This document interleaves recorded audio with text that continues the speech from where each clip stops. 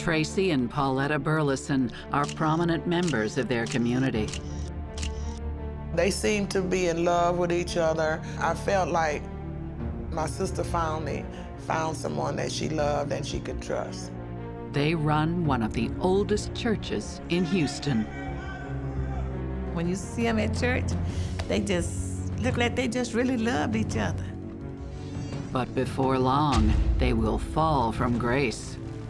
They lied to the members. They weren't in it to help people. They were in it to get the check. A taste for money that will lead to the deadliest sin of all. It seemed that everyone that knew Pauletta wanted her dead. Love may be blind and marriage bliss, but divorce is murder.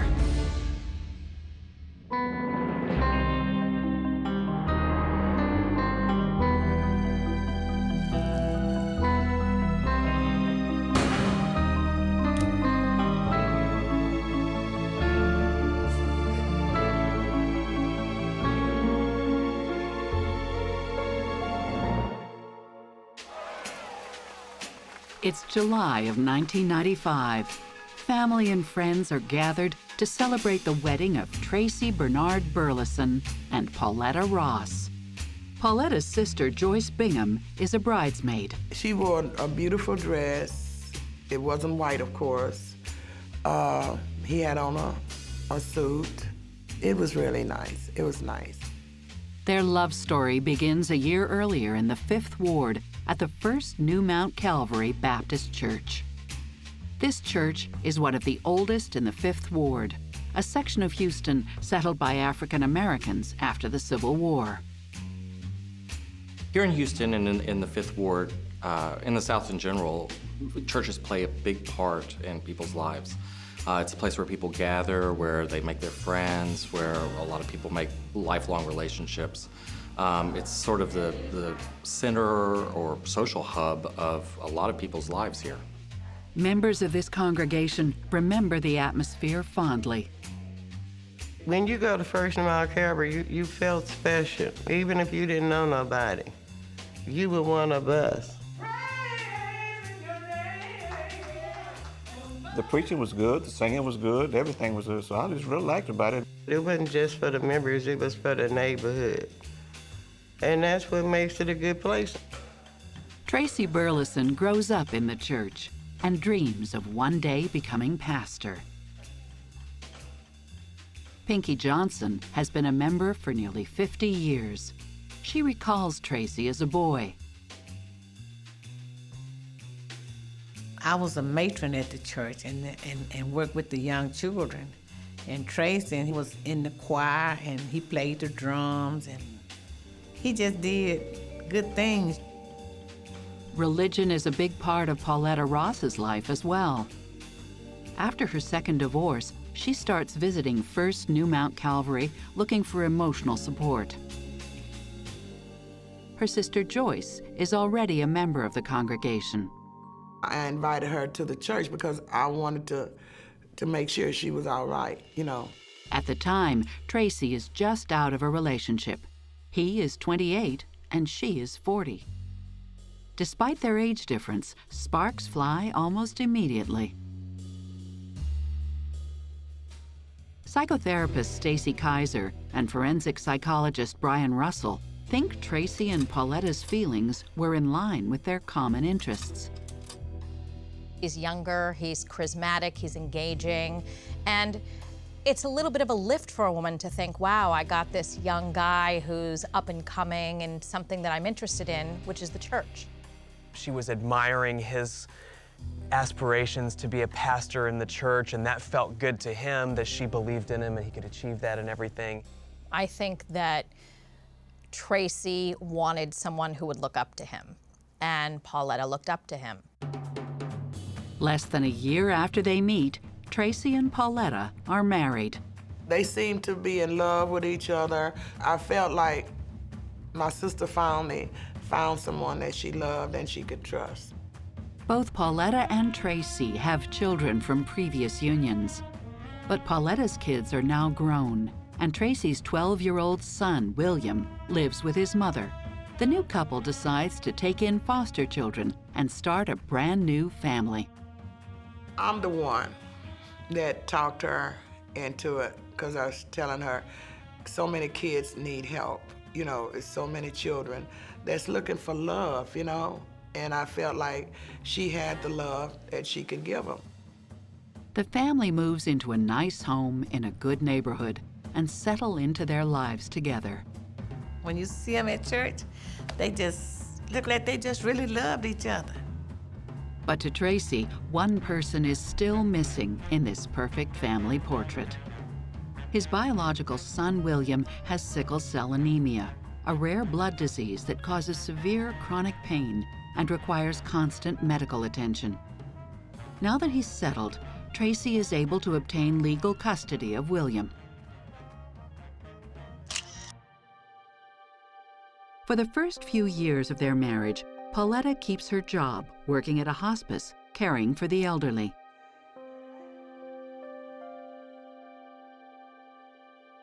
While Tracy works assisting different pastors around Houston. They just serve God, you know. They believe in serving God. They believe in doing some of the things, the right things that God wanted them to do. But Tracy's wishes to run a congregation haven't quite panned out. You stay a little while, you move somewhere else. Then, 12 years after his wedding, Tracy finally gets his dream job. In July of 2007, he is made pastor of the church where he and Pauletta met, the First New Mount Calvary Baptist Church. But he gets the job not because of what he knows, but who he knows. Members are getting ready to vote from a list of possible candidates when two deacons force them to choose Tracy. One of the deacons is his stepfather. Tracy's dad and this other deacon brought Tracy in on a Sunday morning and put him in the pulpit and said he was the pastor. And that's when things started happening, just because it didn't happen the way it should have. The deacons say they want someone they know in the pulpit. They had too many problems with pastors in the past. Church members feel betrayed. They lied to the members. Why was we told we was gonna vote, and the time to vote, we couldn't vote. We didn't vote. The answer was, you don't like the way we do it, go somewhere else. The members didn't take that kindly at all. Churchgoers like Gerderine Nobles hear Tracy has a bad record with the other churches he worked for. He had been to like 5 or 6, and each one of them he got kicked out of because most of the pastors said that when he got over there, he tried to take over their church. And that's why he got kicked out of a lot of churches. Within days of his appointment, the new pastor targets the members who aren't donating money to the church. He started writing letters to some of the members, telling them they were no longer members. Tracy also overhauls different departments to his liking. He went from the way that we have been doing things to the way that he wanted to do things. He told the musician or something, if he couldn't play what he wanted him to play the way he wanted to play it, he needed to get off the piano. I mean, he wouldn't try to work it out with you. That's just the way he was. Nobody wanted Tracy at that church. And when I say nobody, nobody. Pauletta doesn't make many friends either. She didn't go out and say hello to people, which is unusual for a pastor's wife. A pastor's wife is sort of the social director of a church, right? She was just like her husband, cocky. Everything had to be done her way. If the atmosphere weren't strained enough, a year later, Hurricane Ike tears through Houston, damaging the little church.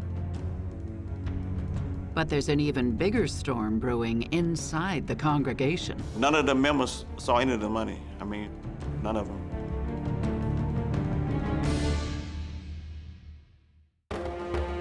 Pastor Tracy Burleson and his wife Pauletta run the First New Mount Calvary Baptist Church in Houston's 5th Ward. The little church is damaged when Hurricane Ike tears through town in 2008. But the firestorm brewing among their members is about to make Ike pale in comparison. The first Sunday after the hurricane, congregation members are in need of comfort and guidance. Tracy proudly announces that New Mount Calvary qualifies for aid from a federal agency. The pastor promises the money will go toward fixing the run-down old building. They got the grant or whatever you call it, and they got in front of the congregation telling us what they're going to do with the money and all this stuff. But none of the members saw any of the money. In the following weeks, as the congregation waits for the grant money to come in, the word spreads that the couple's life at home is far from the nice Christian image they project in public.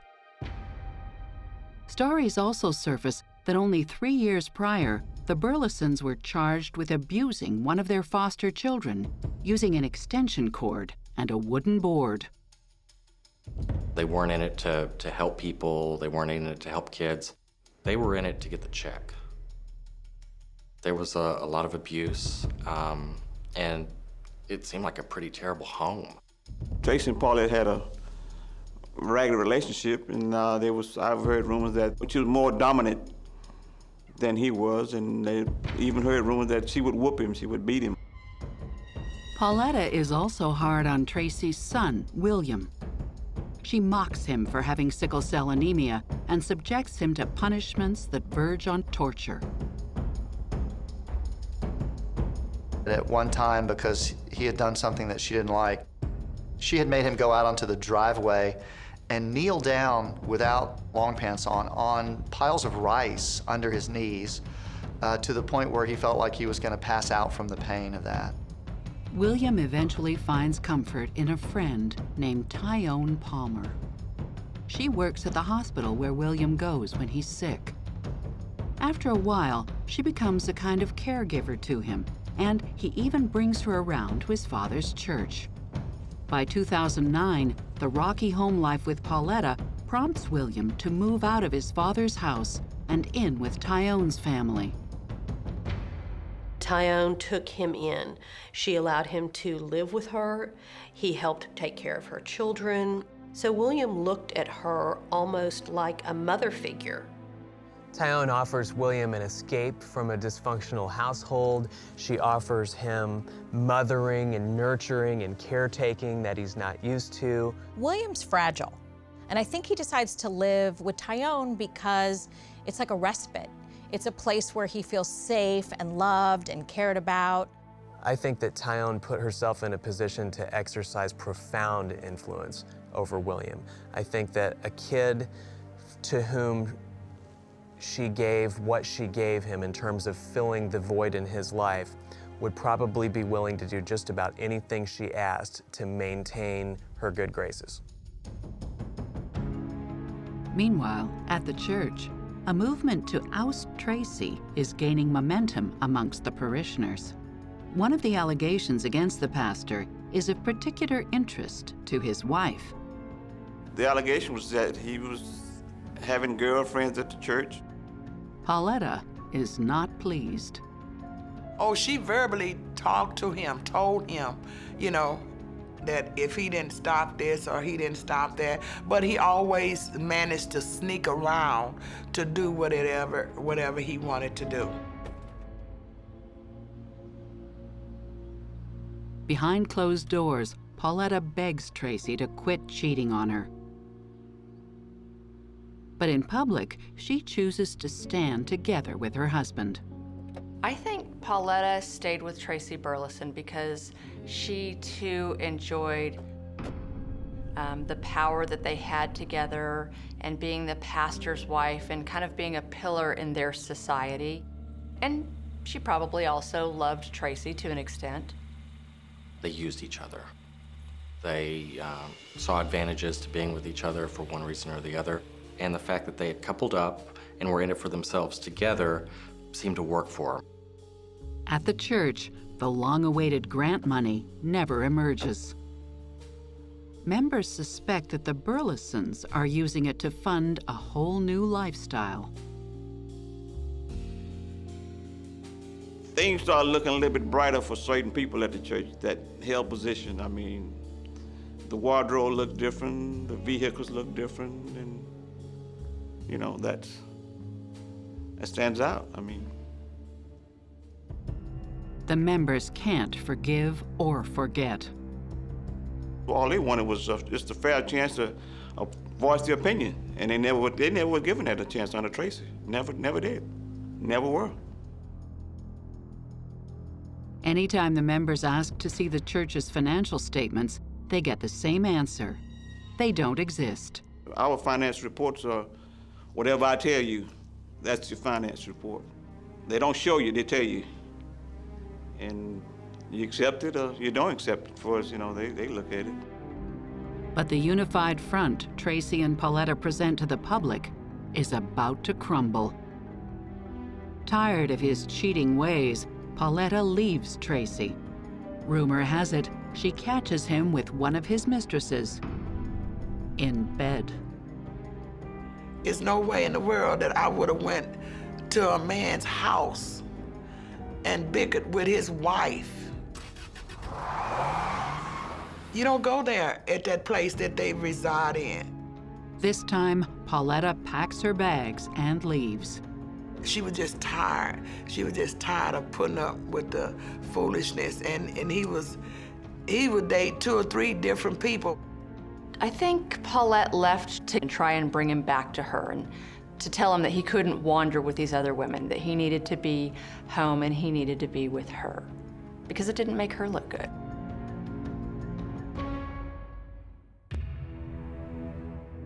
Back at the new Mount Calvary Church, Pauletta carries on with her facade of devoted pastor's wife. In order for Pauletta to maintain her status as the pastor's wife, she had to help Tracy maintain his status as the pastor.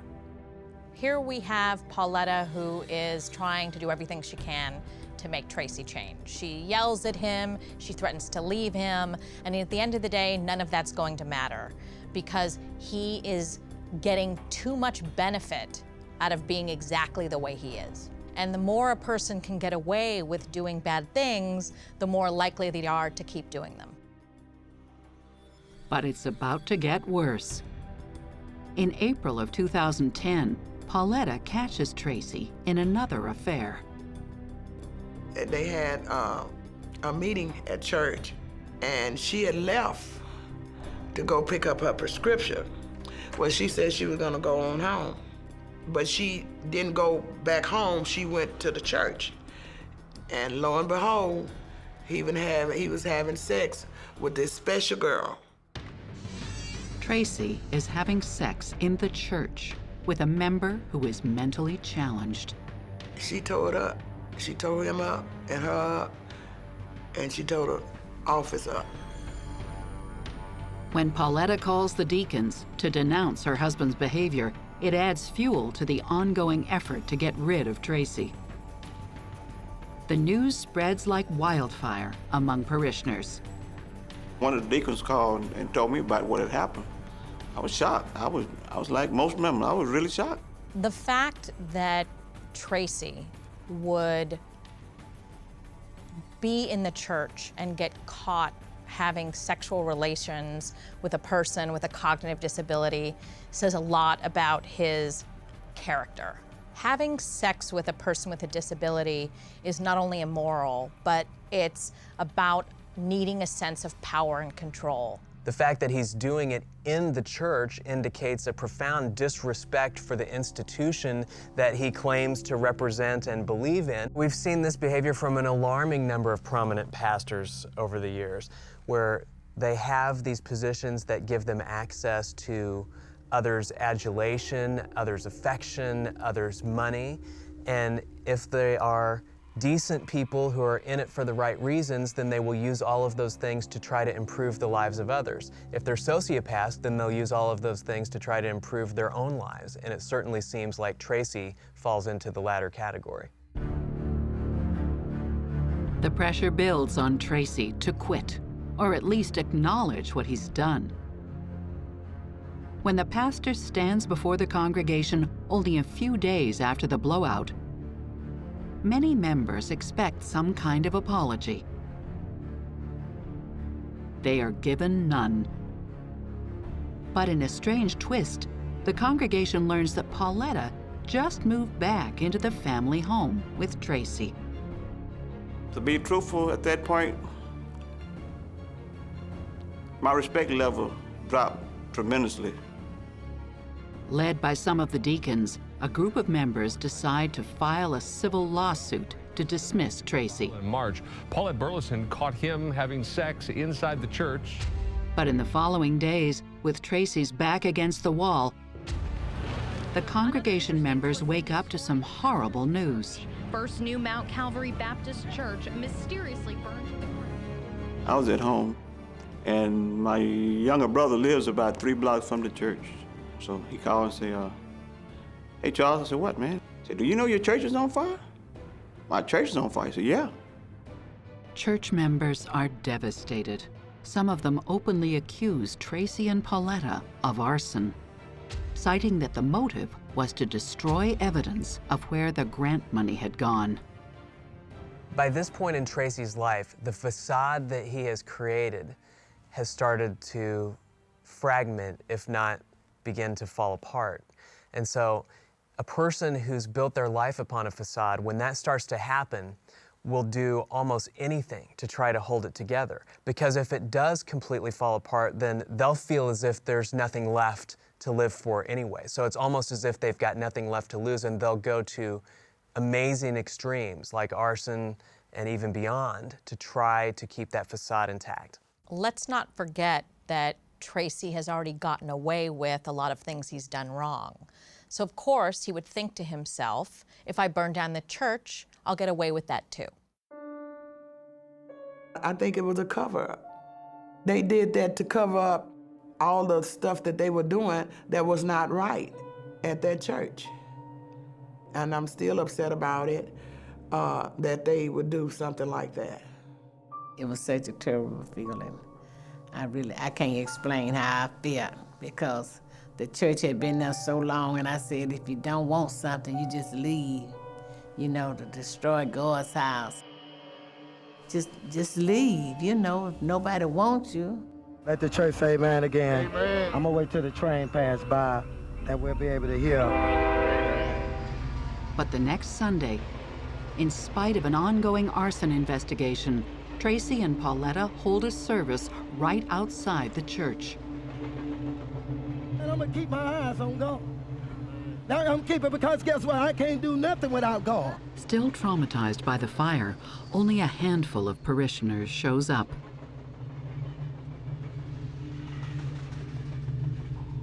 But a local news crew is there, and Pauletta again takes the opportunity to play the part of the dedicated pastor's wife. We take our focus off God.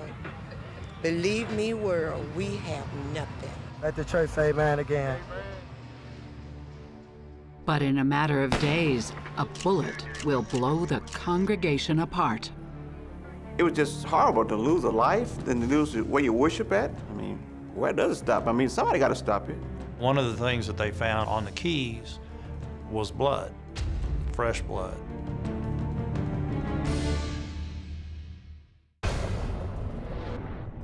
A suspicious fire has destroyed the First New Mount Calvary Church, and an arson investigation is underway. Members suspect that Pastor Tracy Burleson and his wife helped set the fire in order to destroy evidence of theft. But just days after the church burns to the ground, its problems are overshadowed by an even greater tragedy. Somebody shot my wife. Can somebody send 911, please? On May 18, 2010, a 911 call originating from the Burlesons' home is dispatched to police in Houston. Lead investigator Wayne Kuhlman is among the first police officers to arrive at the scene. When we arrived out there, there was a female, a black female, laying face down in the driveway of the residence. Appeared to be bleeding from the head profusely. Pauletta Burleson has been shot. The bullet pierced her head and neck, killing her instantly. Tracy is frantic. His car, parked further down in the driveway, the engine still running, the driver's door open, and the headlights still on. We decided that the person that could walk us through what had happened the best, who had last seen her alive, was Tracy Burleson, her husband. If I rolled in her car. In this videotaped statement shot right at the crime scene, Tracy gives his deposition to police. Came outside, we were talking and everything. And I told her, I said, Paulette, I'm finna go down to the store. I said, I'm finna go down, and she said, okay. All I know, when I came back, she was just slumped over in the chair. Tracy says his wife was still breathing when he found her. He realized she was dead only after he made the 911 call. I came right out there and called 911 because I told you I was trying to holler for somebody to help me. I'm supposed to be a man of God. Right. You know, I don't know, that's hate, man. That's hate. To shoot, you know, to do something like that, that's hate. I have to be a man of God, man. I have to be a man of God. Of course, I say that I have to forgive him, man, but that's hard. The news burns through the neighborhood. I got there, and all of this tape was out there. She was laying on the ground. They wouldn't let me see her. It was just horrible to lose a life, then to lose where you worship at. I mean, where does it stop? I mean, somebody got to stop it. Tracy tells the police he's not that surprised that his wife got shot. It seemed that everyone that knew Pauletta, according to Tracy, with the exclusion of her biological children, wanted her dead. My wife kept a .38 pistol in her car. Tracy reveals that his wife had recently got herself a gun for protection, and that she'd been receiving threatening phone calls at the church from a mystery man. Somebody, they called and was threatening us. She told me that they said, that ain't y'all church, and we're gonna kill y'all for taking our what was that, their grandfather church. That's what they said. And y'all, we want your ass. Interviewing the neighbors, the police also learned that Tracy's infidelities gave Pauletta many rivals. One of them mentions a mysterious woman who has been spotted around the house lately.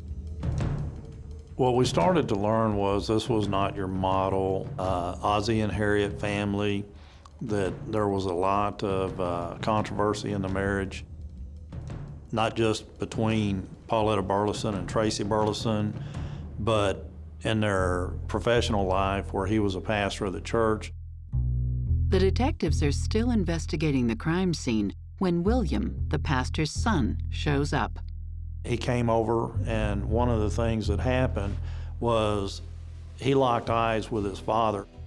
It wasn't a look of compassion or a look of concern.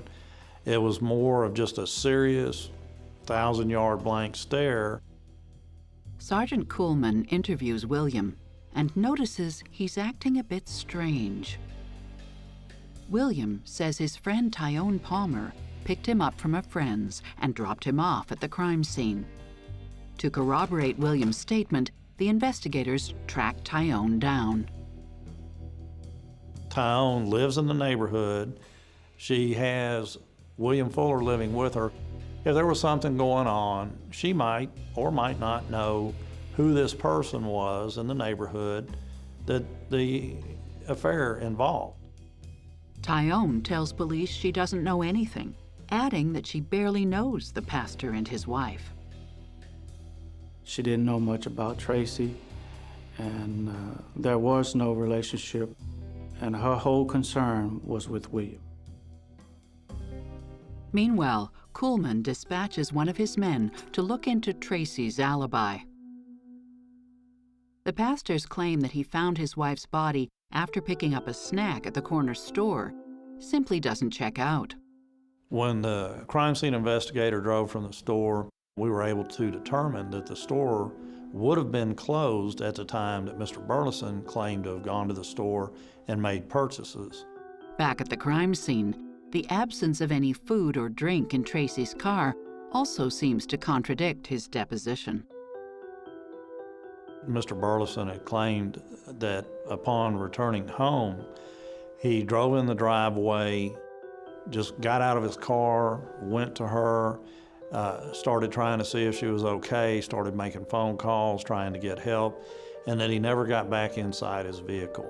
Once you actually saw how he reacted and the story that he told about how he got chips and he got something else to drink, and then the police saying that there's absolutely nothing in the car indicating he had any of that, it just didn't make sense. But what police actually do find in the car are Tracy's car keys with fresh blood on them. The pastor suddenly appears like the most obvious suspect, but police don't have enough evidence to pin him down. Pauletta's funeral is a few days later.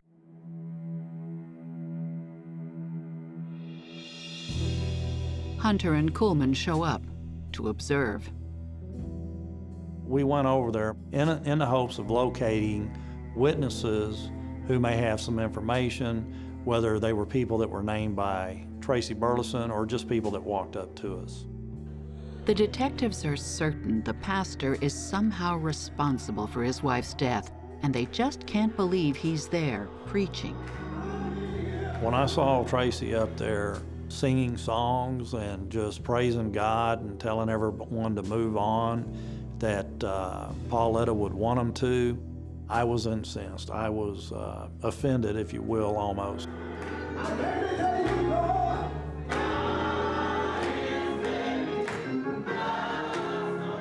Tracy has no concern for other people, but what he is a great showman. He has charisma, and he is doing his ultimate performance at the funeral.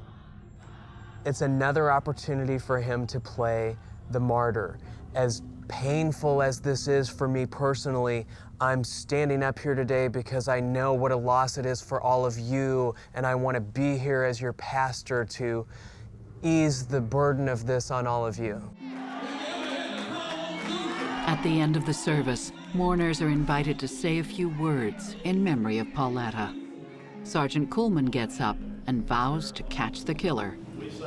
He also makes it very clear who he thinks did it. And then he turned on the pulpit and looked at Tracy and said that we're gonna get our man.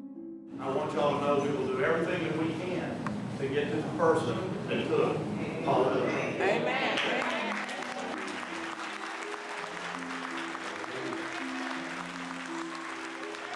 To me, that was a big thing. The whole congregation stands up and applauds Kuhlman, and he gets a standing ovation. And I think everyone in the congregation knew that Tracy had something to do with Pauletta's murder. But police will soon learn that nothing is what it appears to be in this case, including the identity of the killer. Fact is, she fooled both of us. He wasn't nothing but the devil from hell, just on earth, here on earth.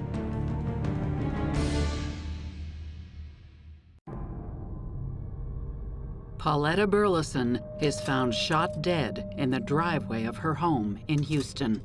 Detectives suspect her husband, controversial pastor Tracy Burleson, is the murderer. Their homicide case is about to be blown wide open when a Crime Stoppers tip directs their attention towards someone else in the Burleson family. According to the caller, Tracy hired his son to kill Pauletta. Someone called in and told the police that William Fuller had been offered some of the insurance proceeds, money that the life insurance would pay out on Paulette, that he would be given some of the money so that he could go to school or buy a car or something along those lines. William's interaction with his father on the night of the murder suddenly seems more significant to Sergeant Kuhlman. The strange look and his stoic walk through the scene of her murder and the eye contact that he made with his father, all of that started to make more sense. The focus of Kuhlman's investigation now becomes trying to track down the friend to whom William allegedly confessed. To find the friend that's alluded to by the Crime Stopper tipster it was paramount. About a week into their search, detectives catch a major break. They identify and contact William's friend, who agrees to help them. They ask the friend to speak with William. Only this time, they'll record the phone conversation in the hopes he'll confess again. And he does. He was just pouring his heart out. According to William, his father never went to the store. He stayed at the crime scene to help William carry out a plan Tracy had concocted himself. Tracy was going to get into an argument with Pauletta. During the argument, William was going to come from behind and shoot Pauletta. William's story matches up with the evidence observed at the crime scene. It corroborated the fact that she was shot in the back of the head while seated in a lawn chair sitting in her driveway. And it just gave a great explanation of all the dynamics and everything. The rest of William's story also gives an explanation of how Pauletta's blood could have ended up on the pastor's car keys. After she was killed and he had moved her body, he got in his car, got the door open and staged that part of the scene to corroborate his story that he had left, drove back home, pulled in the driveway to find his wife shot. While there's still no hard evidence that Tracy is the mastermind behind the murder, William's confession points to a third accomplice. His caregiver, Tyone Palmer. In her first statement to police, Tyone said she barely knew William's parents. But according to William, Tyone teamed up with his father to convince him to kill Pauletta, going as far as providing him with the murder weapon and a plan to dispose of it. William was going to call Tyone Palmer, who was going to come and pick him up and drive him across town to Tyone Palmer's cousin's house, where William would be able to clean up, change clothes, and establish an alibi, so to speak. William says Tyone put the gun in a bag while he got ready. They tossed the gun in the bayou and doubled back to the Burlesons. William tells investigators that Tyone helped plan the murder and get rid of the gun, but she denies everything. Tyone later explains to prosecutors that while she helped her fragile, unpredictable friend get rid of the gun, she didn't find out about the murder until after it was done. When he got in the car, she knew that there was something wrong. He was agitated, he was sweating, he was jittery, and she continued to ask him, you know, what's wrong, what's wrong, what's wrong, and he wouldn't respond until finally he said, Pauletta's dead. Kuhlman and Hunter are shocked when they learn Tyone lied to them. And it's not the only thing she's been lying about. On June 8th, when police have enough information to issue arrest warrants against them, they find the pastor in bed with Tyone.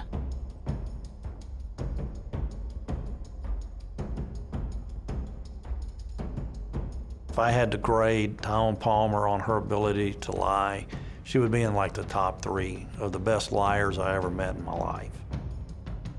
Actually, that's sort of a joke Sergeant Kuhlman and I have between each other, because he says that she fooled me, but the fact is she fooled both of us. But William has more surprises in store. We learned from William that he also slept with Tyon.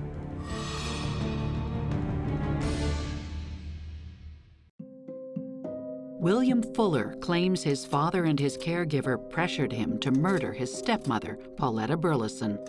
But why would caregiver Tyon Palmer have anything to do with the victim? She told police she barely knew William's parents. After seeing Tyon's arrest on the news, one of her colleagues at the hospital contacts police with startling information. She's seen the threesome before in a photo in Tyon's locker. Tyon began telling her coworker about some of the details of her relationship with Tracy and the fact that he was her fiance and they were going to get married at a particular time. In fact, Tracy had a secret relationship with Tyon ever since William had brought her to church one Sunday. There was a photograph that showed Ty and Tracy as the mother and father figures. If you didn't know anything about the parties, you would look at that picture and think, well, that's a real nice looking family. It was this happy family that existed sort of in a netherworld. So the fact that they all were smiling for the camera is a little surreal to me. It must have been surreal to Pauletta as well. After all, she was the pastor's wife, desperately trying to cope with her husband's numerous mistresses. Among them, Tyon Palmer. Tyon's attorney, Anthony Osso, says Tracy manipulated his client into believing his marriage with Pauletta was headed to divorce. A man tells you, I love you, I want to marry you, my marriage is not working out, my divorce papers are going to be signed anytime now, it's almost final, she's moved out of the house. Is that unusual to believe that? Well, she was unsuspecting, she had no reason to doubt him. But in reality, Pauletta was still playing the part of pastor's wife and fiercely supported her husband's struggle to keep his position in the church. Tracy was on thin ice. He was basically on probation at the church. Despite, what was going on behind the scenes in his life, that's not how he portrayed himself to my client. But after Tracy's last sexual misconduct in the church, Pauletta decided she had had enough and seemed ready to hang Tracy out to dry. Tracy had no other source of income. Everything that he did was through that church. That was his position of power. Police learned that during the same period, Tyon texted her colleague from the hospital, saying she was desperately looking for a gun. She showed us text messages between Tyon and herself, asking her to get a gun for her. She would get a reply, what kind of gun? Tyon, I don't care, whatever will get the job done.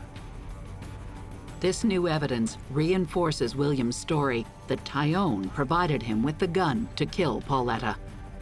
But Tyon's defense attorney, Anthony Osso, argues William is no better than his father, an erratic liar whose contempt for Pauletta drove him to take her life.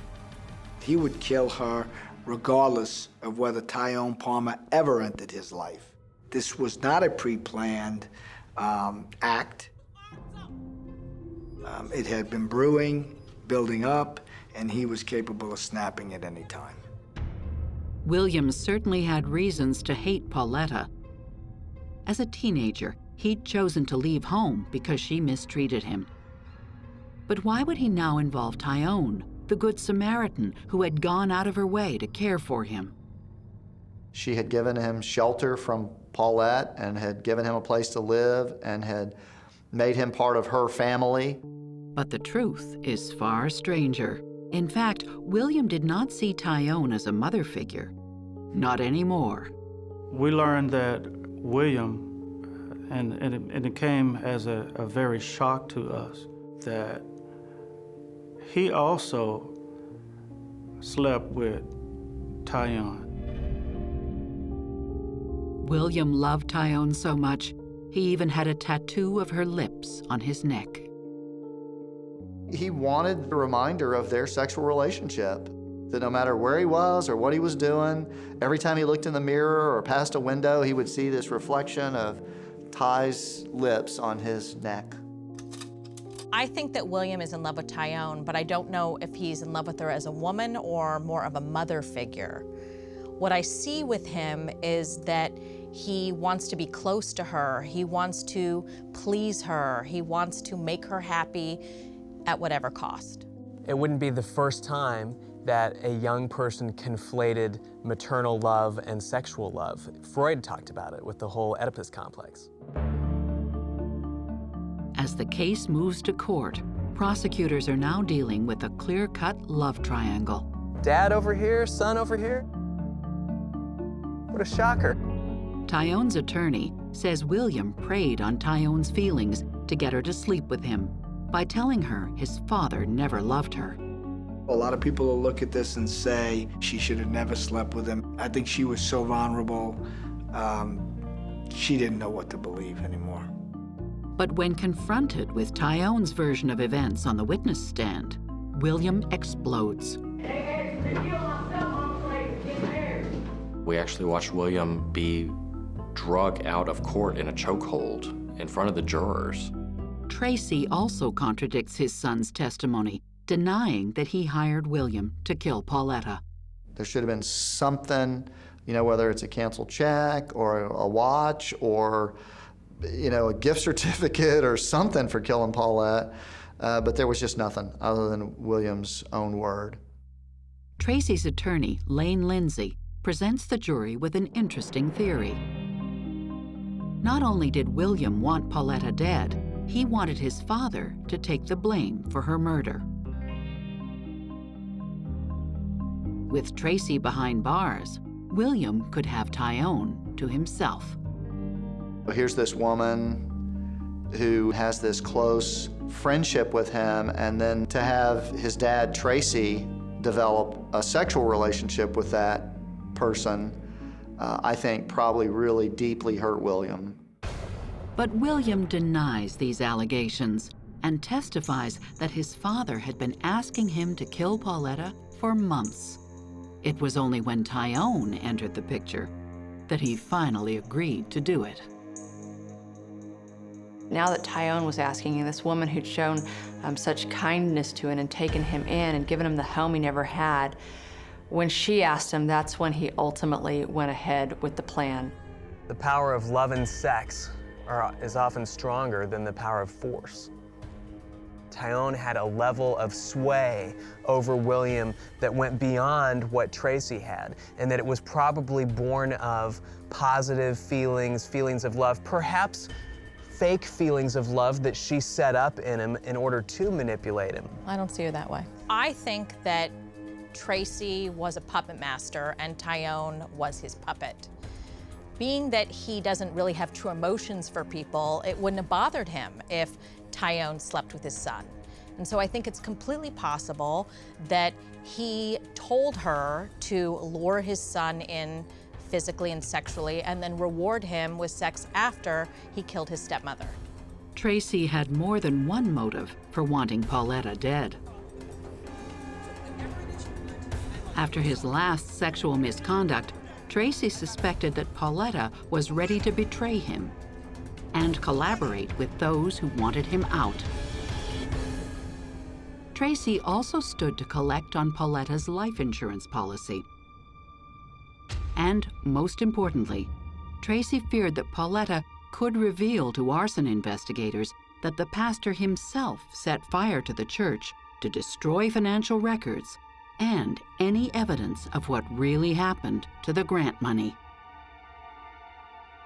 We learned that William had learned from his father that he and Pauletta Burleson had been involved with the fire at the church.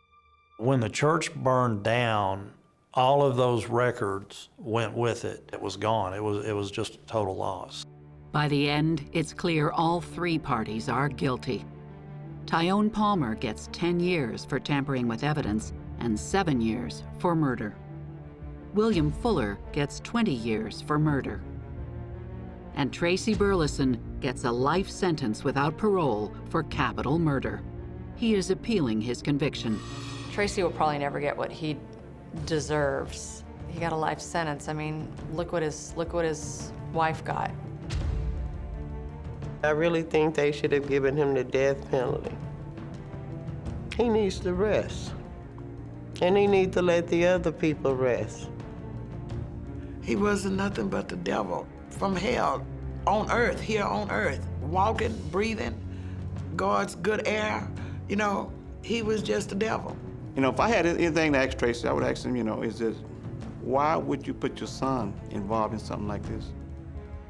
I mean, go get somebody else. The First New Mount Calvary Baptist Church is still in tatters. Arson investigators could never determine what caused the fire. The members are confident they will one day rebuild and worship there, as they did before Tracy Burleson ever became their pastor. That church was a big part of their history. It was a big part of their lives. And they lost all that behind this individual and his actions and his activities. I hope that they're able to pick everything up and move on.